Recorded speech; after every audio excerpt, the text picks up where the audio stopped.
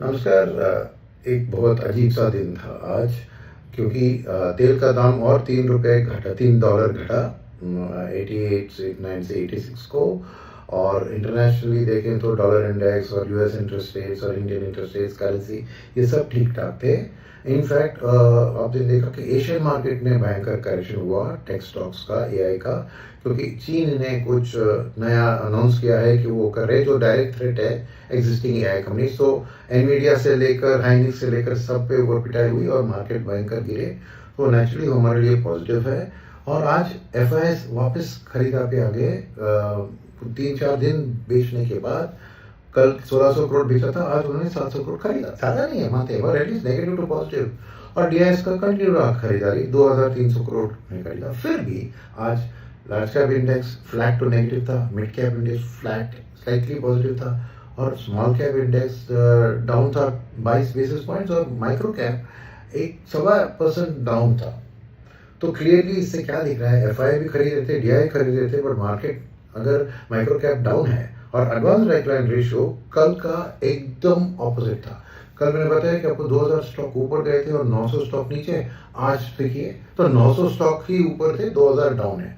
तो क्लियरली दिख रहा है कि आज needy non institutional domestic investor आज बेच रहे थे। राइट, क्यों उन्होंने बेचा? पैनिक सेलिंग तो नहीं होगा, पैनिक के कारण कुछ चीज नहीं थी, तो प्रॉफिट बुकिंग। तो कल खरीदा, आज बेच रहे, तो किसी तरह की प्रॉफिट बुकिंग मुझे समझ में नहीं आया। और अगर आप देखें तो कौन से सेक्टर अच्छे किए, तो नेचुरली ये एक चीज़ है, कल मैंने बताया कि जेफरीज ने अपग्रेड किया आईटी सेक्टर को और इन्फोसिस को अपने मॉडल पोर्टफोलियो में इंक्लूड किया था। उसका स्पिलओवर आज आईटी सबसे बेहतरीन परफॉर्मेंस था 3.3, जो जिसके लिए एआई रिलेटेड स्टॉक में सेल ऑफ भी एक आ रहा था। बिकॉज अमेरिका में भी देखे तो एनवीडिया सब गिरा मगर एक्सेंचर बढ़ रही थी। तो ये एक एआई हेज आईटी सर्विसेज है, तो एक वैल्यू बाइंग उधर आ रहा है, ठीक है। उसके अलावा क्या हुआ, आज सेम सेक्टर जो कल बढ़े थे, आईटी भी कल बढ़ा था, उसके अलावा रियल एस्टेट, अपना कंज्यूमर ड्यूरेबल, ऑटो ही कल बढ़े थे। आज सेम सेक्टर स्टॉक परफॉर्मर्स थे। फिर भी आपने देखा कि इंडेक्स का परफॉर्मेंस बिल्कुल ऑपोजिट है। तो ये बहुत अजीब सी चीज़ है, और न जाने क्यों ये निडी लोग आज प्रॉफिट बुक कर रहे हैं। शायद कल वापस आ जाए खरीदने के लिए, अच्छी चीज़ होगी, मगर बहुत अनप्रेडिक्टेबल है बिहेवियर। मार्केट ऐसे ही कंसोलिडेशन जोन में जा रहा है, बिकॉज एक सेट में कोई खरीद रहा है तो दूसरे सेट में बेच रहा है। और एफआईएस की खरीदारी कहाँ पे थी, क्योंकि मैंने कहा ना लार्ज कैप इंडेक्स तो फ्लैट टू नेगेटिव था। तो क्या किया उन्होंने, आईटी खरीदा, मगर उन्होंने बैंक को बेचा और एफएमसीजी को बेचा। और एफएमसीजी क्यों बेचा? बिकॉज हिंदुस्तान लीवर की प्रॉफिट डाउन थी और वो खराब रिजल्ट के मान रहे थे।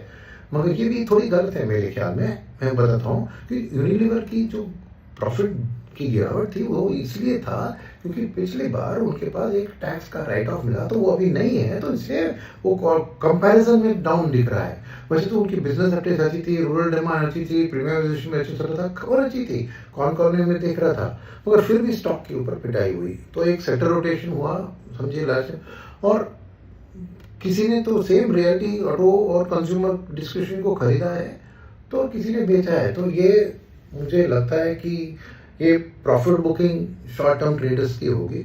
और ऑफ कोर्स एक बात याद रखनी चाहिए, आज निफ्टी का एक्सपायरी, वीकली एक्सपायरी था, उसके कारण थोड़ी जो एफआई की शॉर्ट कवरिंग हुआ सकता था, इसलिए वो दिख रहा है पॉजिटिव, वो भी हो सकता है। But what ever it is, मेरे ख्याल में आज इस मार्केट को लाल निशान में रहने के लिए कोई रीज़न नहीं था, कोई एक्सक्यूज नहीं था। ये सिर्फ कोई प्रॉफिट बुकिंग कर रहे थे नॉन इंस्टीट्यूशनल प्लेयर, बस डीआईएस ने भी खरीदा और एफआईएस ने भी खरीदा। क्या कुछ और खबर, हिंदुस्तान लीवर का मैंने डिस्कस किया। फिर एलएनटी की बहुत बढ़िया रिजल्ट आई, उनकी business profit growth, margin growth सब अच्छी थी। फिर एक बड़ा ऑर्डर भी उनको मिला है, इसके बावजूद कि गल्फ जहाँ पे उनका मेजर बिजनेस सेगमेंट है वो अभी डाउन है बिकॉज ऑफ द वॉर। फिर भी उनकी बिजनेस ग्रोथ बहुत बढ़िया थी और अच्छी ऑर्डर बुक भी दिखाया। खाली खराब रिजल्ट इनकी आई सुजलॉन का, तो स्टॉक भी 10% गिरा क्योंकि उनकी मार्जिन और रेवेन्यूज दोनों डाउन थे। कुछ और खबर, वो भी अच्छी खबर थी, इंडस्ट्रियल प्रोडक्शन वो आज आई थी, सो 7% के ऊपर आई थी। मार्केट का एक्सपेक्टेशन था 6%। और मैन्युफैक्चरिंग का देखें तो करीबन डबल डिजिट ग्रोथ था, 10.6%, और सॉरी 7.8%। इलेक्ट्रिसिटी और गैस प्रोडक्शन का 10.6% था। तो ओवरऑल अच्छी डोमेस्टिक डिमांड और इंडस्ट्रियल एक्टिविटी दिख रही थी। तो रियली मैं कह रहा हूँ कि आज ये मार्केट को करेक्ट होने के लिए कुछ ट्रिगर्स नहीं थे।